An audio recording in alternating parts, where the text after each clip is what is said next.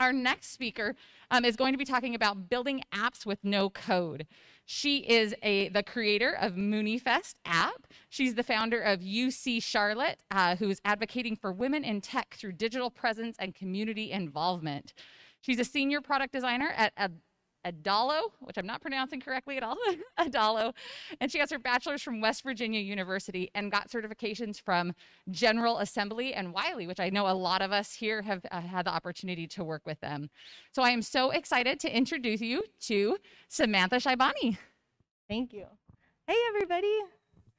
Oh, it's so nice to be here back in Charlotte, back in this awesome tech community, and getting to talk about building apps with no code. So let's hop right into it because we have a shorter session this time and I want to be mindful and leave time for questions too. So hello, if I don't know you, my name is Sam. Really nice to meet you. And I once lived in Charlotte. So I was once here, a part of this wonderful community here. It was not UC Charlotte or whatever was said. It was Women in UX. That meetup is still active and here, so if you're interested in learning more about UX, definitely go and check that out. It's run by somebody else, but amazing community here. So I'm a senior product designer at ADALO, which we will talk about more, but ADALO is a no-code app builder, a free no-code app builder. And if we go back all the way to January in 2020, I launched my app, MooneyFest, on ADALO. So it was all kind of a really nice alignment for me of like building my app, getting to learn about no code, and then actually like getting a job at ADALO, which was really cool. Okay, so today I want to break it down into a couple of different sections. So the first thing that we're going to talk about, what is no code? Just giving ourselves like a really good foundational definition and understanding of how we can talk about no code and how we understand it. Then we're going to get into the landscape of tools. So I'm fairly certain that a lot of you have already been using no code tools and not knowing it, but we'll look at that landscape of tools and then when app builders kind of came into this space. We'll talk about the no code movement, which is kind of like what's happening as a result of all of these no-code apps being built, and like what are people doing and what are the waves that are happening like as a result of this new movement. And then the last thing is I want to send you all off on your way to go creating your no-code apps today. So I'm just going to leave you with some tools, some tricks, some advice for how you can pick a tool, how you can get started building your no-code app. Okay, so to start off, like what is no code and what are we talking about when we say no code? We could mince words all day, and trust me, they definitely do in the community and on the internet. But for our general definition, we're going to go with this. So no code is a method of programming that uses a visual interface instead of writing code. Now, we could, again, mince words about like what is technically programming and what's not, but at the end of the day, if you're able to have an outcome, if you're able to solely produce something that is not that no one would be able to know if it was made by code or not, then the end outcome is still a programmed result. It's just that no code abstracts all of these really complex layers of what's happening like underneath the surface of how everything's actually working to the point where someone can just use it using a visual editor. So this is how we can understand no code. And no code tools have actually been around for a pretty long time. And so let's talk about like what some of the landscape of tools are and what some of these familiar tools and different services are. Okay. So if we start somewhere familiar, we can start with websites, because websites have been around for a pretty long time now. Anybody can make a website. Your mom can make a website. Your grandma could probably make a website too. And here are some of our favorite no-code tools for building websites. So Squarespace, for example, is a super easy one where you're able to just select a template. You can decide all the different branding. You can change your content. You can customize it to the point where no one would be able to know that you made that with Squarespace, you know, unless you're like a developer going and inspecting on purpose, but otherwise you wouldn't really know, right? Now, WordPress is an interesting example up here because some of you might be thinking about WordPress as, you know, you can highly customize WordPress. There are WordPress developers and WordPress agencies. And so we start to come with this spectrum, with a spectrum of what is truly like no code, and then what's just like a little bit of low code. And we won't dive too deep into those differences, but it's just something to know, like, if you did want to use WordPress for absolutely no code, you could do that. But you could also really highly customize it with developer tools, with more complex logic, with whatever you wanted to do.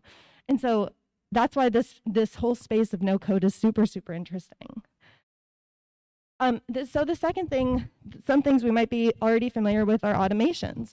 So you might recognize some of these tools, you might not, but the whole gist of it is that automating tools can essentially say, instead of like developing an entire solution to streamline something, let's connect a couple of these tools that this can talk to this, and then that updates something else. We use Zapier automations for like Slack channels and stuff at ADALO, so we find them really really useful, and people are coming up with no-code and automation solutions all the time. Okay, so the other things are docs and databases. Again, some of these tools you might be familiar with, and some of them you might not, and that's totally fine. But the one I wanted to talk about here was Google Sheets, because Google Sheets can actually function as a no-code database if you're using it to be a database. So even though it's a really easy tool, it's really easily utilized by people, and you can just create a quick spreadsheet if you want, it also has the ability to do really complex things. So there are so many things that you can build with no code, and this is like not a comprehensive list at all, but it is a kind of cool place to start. It's just like an overview that no code has been influencing all of these different types of areas for a little bit of time. And so then we get into about like, we'll say like 2018-ish is when the steam really picked up, of when like people really started noticing that no code app builders were entering the space. And of course, like some of them were before the 2018 time period, but it's really about like when these app builders started gaining steam, because first, or prior to that, you know, we were familiar with all those other tools. We were familiar with everything that you could do here. And then we started to see, oh, sorry, that looks super washed out. Then we start to see that mobile apps, web apps, are now coming into play, able to build these tools, able to build these apps with no code.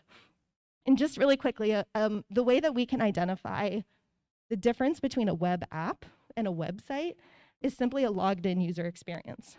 Again, we could mince words all day, but that's like the bare basic minimum, is like, what is just a public facing website? And then what is a website where you have a logged in user experience and then you're saving or customizing something to your username, to your email.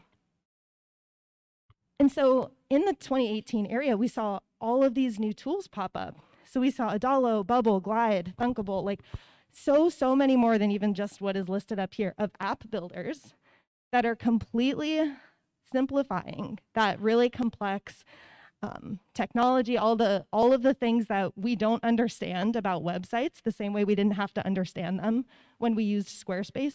It's the same exact thing with no-code app builders.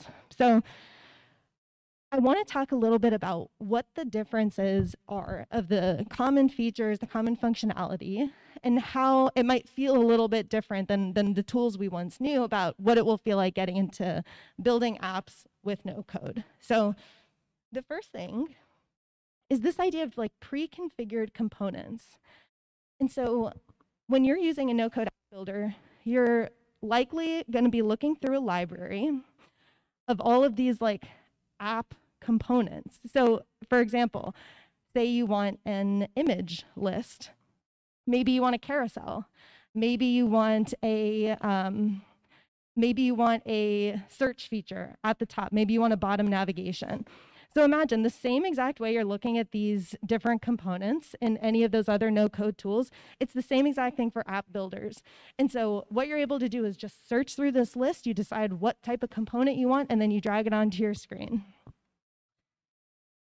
And this takes us over to the drag and drop interface. And so a lot of these no-code tools are built specifically with drag and drop in mind, because this is how people are editing in a visual tool. They're able to drag, pull over a component, they're resizing it, they're editing the color, they're deciding what data goes into it, and that's how they're working. So it is designed to be really flexible in that way. So we've looked through our library, we've selected our component, we dragged it onto our screen. We did any sort of like UX, UI kind of deciding that beforehand, right? We're kind of just talking about in the editor right now. And so then what you do is you add your data connections. And no-code app builders have this functionality built into them. So essentially what you're doing is you're going onto that component that you just dragged onto your screen, you're selecting it and you're telling it exactly what data you want it to pull in, when, and if there's any certain like instances where that wouldn't happen, if you need to add a visibility setting, if you need to add a permission. And so these no-code app builders are starting to give a lot of really complex functionality just in what they're able to do for those data connections. And then the final thing is just adding that layer of design. So adding all of your branding, going and rounding out your corners, adding drop shadows, adding cool screen transitions if you want. These are holistically the common features and functionalities of our no-code app builders, but there is something to understand that all of our different no-code app builders will have varying levels of complexity, of customization for all of this stuff. So we will get more specifically into those app builders and what that looks like. But just to take a quick glance, I pulled up a couple of GIFs just of these builders so you can kind of see like what it looks like under the hood. So here we're looking at ADALO. You begin to see like some of these different components. Again, here we're looking at this library of everything you're able to see. We're dragging and dropping something onto our screen. We're selecting what data goes in there. We go into a preview mode, and then suddenly you have an app that's taking you from one screen to the next. It has a transition. It looks like an app, smells like an app, tastes like an app. I think it's an app. Okay, and so here's another one. And this one is Bubble. And so Bubble is primarily web apps, but here in Bubble, you can even see from the left-hand panel that there's a little bit more of added complexity here. So more options, more things to click on, more sections within the editor to go and play around with. And then this one we're looking at is Glide. And so even looking at this screen, we can see here it looks really easy to use. There are, again, those drag and drop features. We're seeing all of our design assets come up on the right-hand panel. But we're also able to quickly see like there's not a lot of customization going on here. There is some, but you kind of feel limited in what exactly you're able to see, just given like you do see kind of the basic iOS components there. Okay, so now we get into the no-code movement and what it means to actually like have a no-code movement, be a part of it and understanding it all. It's really looking at what's happening as a result of all of these no-code tools. So like it's super cool, we have this new functionality available to us, there are all these no-code builders popping up, but like, why is that important? And what are people making? And what's happening as a result of that? As people are making, expanding what they're able to do, using these no-code tools. And so what I wanted to do really quick was just run you through like an example, a couple examples of like the types of apps that people are making. So the first is community and small niche group apps. So that's something I would classify as like maybe Moonifest, of being tailored to a really specific type of group, or having community. There have been tons of apps for community purposes of just gathering, planning events and sponsoring local community members And we will look at a couple of app examples after this. Also environmental apps. So a lot of people trying to help save the world, like with building apps, people trying to get donations and make bigger impacts with work that they're already doing. So donation and relief effort apps. So we saw a lot of natural disasters happen in the last couple of years. To be honest, we've all just had a really hard last couple of years. And so having this new functionality available to us, it's almost like you've been given access to a new skill. Everyone here has been granted access to be a developer because you no longer just have to know how to code. Physical and mental health apps, like huge in that time of COVID, right? Like people who are trying to make an impact, trying to use that downtime for good and trying to uplift others in the process. Appointment booking apps, apps for internal use. So there are so many examples of what people are building and what people are able to build with no code. And what it really all just comes down to is the fact that we're dismantling and breaking down so many barriers that kept us from these types of solutions. I mean, think of it, small business where someone with an idea could make a website, but how many websites are there? Like how do you get seen in that space? It's incredibly difficult and it's demotivating because to have an idea and to have a website is not a very strong start in our landscape, in our environment right now. On the other hand, having an app in the App Store is a completely different game. Even App Store, Play Store, whatever you like. So I did want to take a second to run through some of these no-code apps so we could take a look at what people are doing with it. So Chara is an app that allows you to book with holistic health practitioners. So we talked about that appointment booking. This is both mental health. It's getting people out there. You can see some of these components that were being reused. Lloyd, it's a web app and it's basically ways for your career. So in the time of COVID, this group here put together the app because they were trying to help people get back into the workforce and get that mentorship and get the advice and help that they needed as they were job searching. And then a just for fun one, I love Doggy Door. Track how often your dog goes. This was made just for a couple so that they wouldn't have to ask each other every day, hey, did he go? Did he go? Did you pick it up? And so they made an app for that. But think, how fun that is to learn about as just a friend or family member, and then you tell a couple other people, and then suddenly everyone just loves this really fun dog app that you got to make and share with the world. And the point is not that Doggy Door is changing the world, right?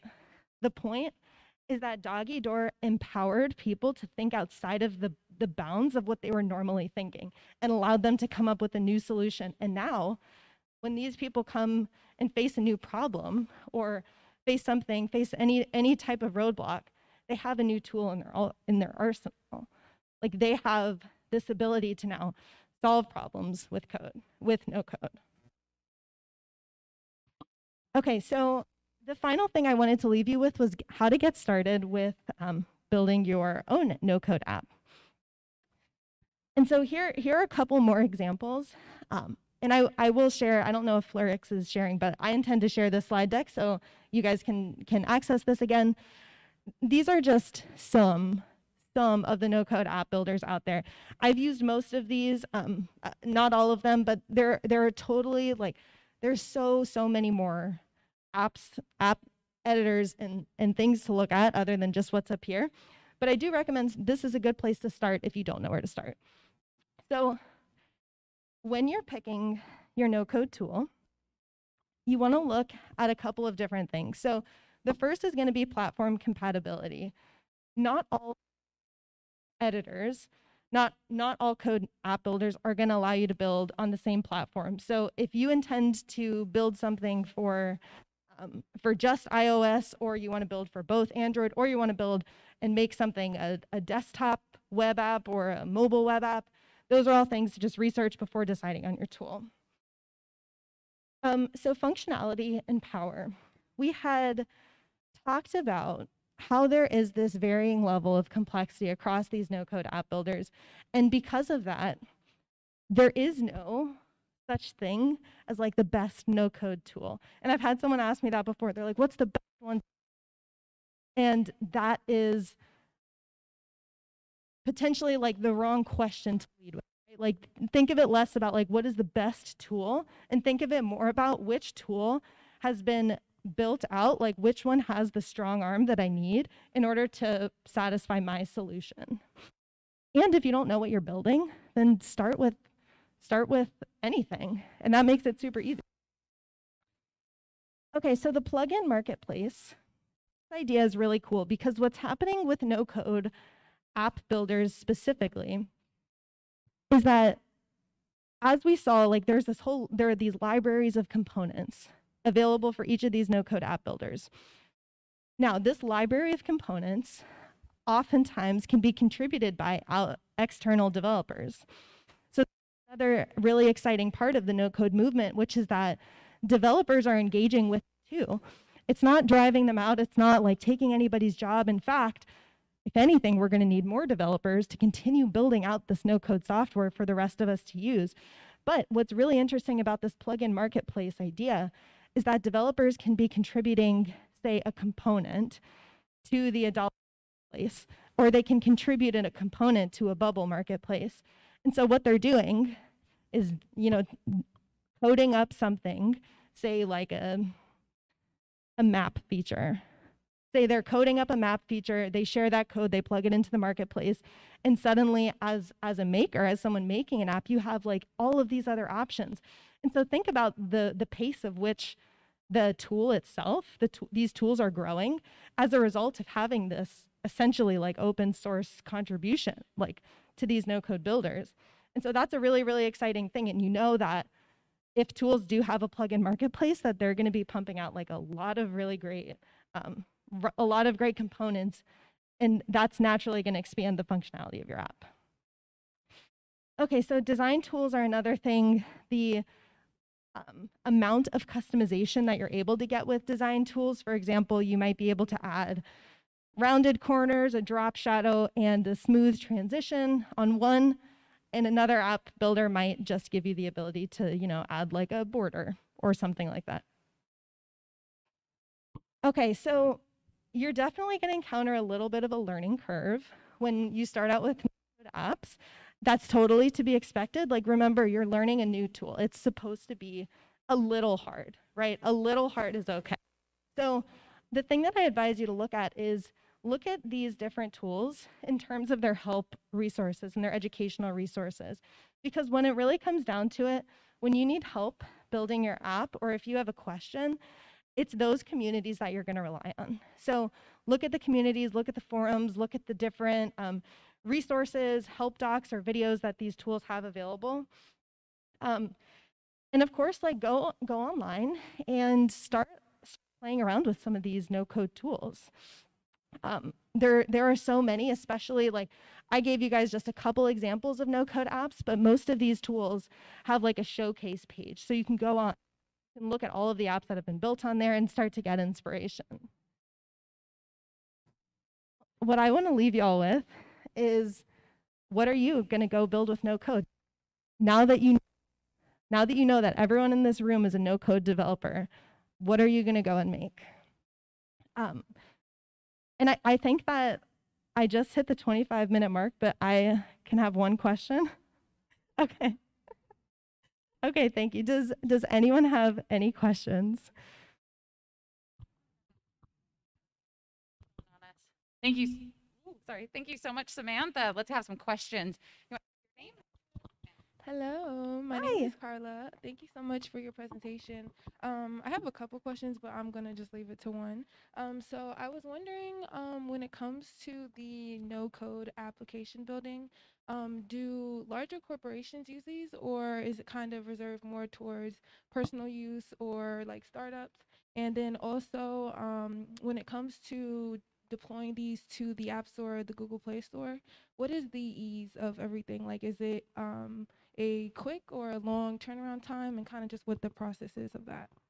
Yes, those are awesome questions. Thank you. Okay, so the first question of how people are using it. So people are definitely using this in like enterprise settings and internal team settings. So think about it. The same way we were talking about some of those automations, some of those automation tools that internal teams might have been using. People are now using no-code apps in order to speed up their own processes, like inside of teams or inside of departments that are somewhat limited in terms of their tools. And so what you're able to do is create a totally private app. For example, like someone who's doing it just for fun might create a public app, but if you're creating an app that's just for an internal employee, you might have extra permission settings, you might have a different flow that allows that to be just a private app.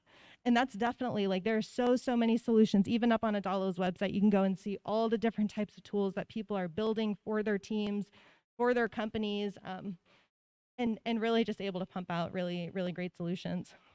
Okay, so your second question was about the publishing process.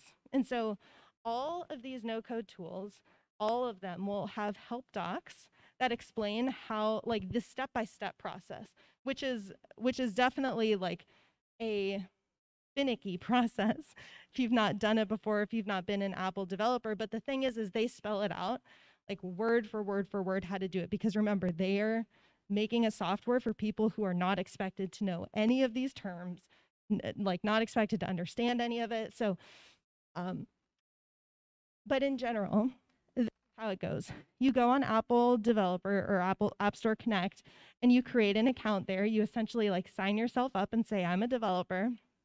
And what happens is your no-code tool will have a way to push whatever build you make. So say you're designing in your no-code tool, you got a really great solution, you press create a build, and then some magical thing inside of that app editor says, we're going to send this to your App Store Connect. You know, you're just going to copy paste the little code. They're going to say, we've already figured out how it does that. For iOS development specifically, you would download an app called Test Flight so that you can go and you can test your app and you can see how it's running. You can do all your QA. And then once you're ready, you press the publish button on App Store Connect. And that review process takes about a week for your first app. Like when you first submit, takes about a week because they got to check like everything under the hood. And then after that, once you just push updates to like an existing app, it'll go about like 2-ish days for those updates to go through. And for all intents and purposes, like App Store Connect is treating you as a developer. They're treating you as if as if you've like made this and that you're ready to market it. They'll have a list of a list of resources that you need to upload, like a description and all of your photos for what that looks like in the App Store. So that was a long-winded response because I wanted to talk about all those unique sections, but it is to say that no-code tools they are being developed for people who people who don't have this super techie background. So that's a little bit of a warm welcome, I think, when they take the time to explain everything detail by detail so that someone following along knows exactly how to do it. We have time for one more quick question. Hi, my name is Claire, and I'm with Kepler Team, and we're a health tech startup. So my question's kind of connected weirdly with that. So I know that we as patients don't own our health records. In terms of apps, like if you were to use a company like this to build an app, what's the ownership of what you publish on there? So is there any, I know you said it's a free app and a lot of them are free, but what, and if you do start getting into making money off of an app, where does that fit in?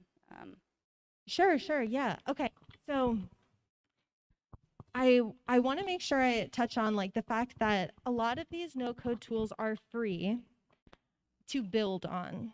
They're free to build, okay? And so then once you're ready to publish, like say you've done all of your designing and linking, once you're ready to build is when you would move up to say a paid plan. Now, those paid plans range from $25 a month to maybe like $200 a month or $250 a month. So again, we're still talking about like extremely reasonable pricing for this stuff. But that is to say, like once you launch something that is on a paid plan versus just a free plan, you would get access to things like permission setting. You would get access to things like two-factor authentication. And so those are the types of things I would suggest for like researching apps like within using sensitive data is like the level of security. Because like that is a really good point. The level of security is it's a big topic in the no-code space because people are trying to expand for these types of solutions, and security is a big thing. Now, as far as like making money on the apps, you can go and do whatever the heck you want. You know, like you're paying $25 a month just to launch an app, and if you have subscriptions or if you have in-app purchases, that's all going to your App Store Connect account, right? Like that, the company has the no-code tool company has no investment in that. And in fact, they want you to get really good at their tool. They want you to start building apps and sharing them in the world. And then they want you to come back and be a contributor to their community and tell people of how great your app is doing and how much money you've been making and all of that stuff. Because remember, this comes back, it's like it's a continuous kind of mutually beneficial relationship, right? Of like the no-code tools, these companies wanting you to go out and be empowered and come up with these new great solutions so that we can look and be like, what the heck are people making? And this is awesome. And look at what direction they're taking this in. And so we can help follow and empower like those different directions. And so, yes, okay, I know I'm a little over time now, but thank you all so much. I had so much fun being here. I'll be walking around, so if you have any more questions, just come up on and find me. Hey, let's hear it for Sam, you guys.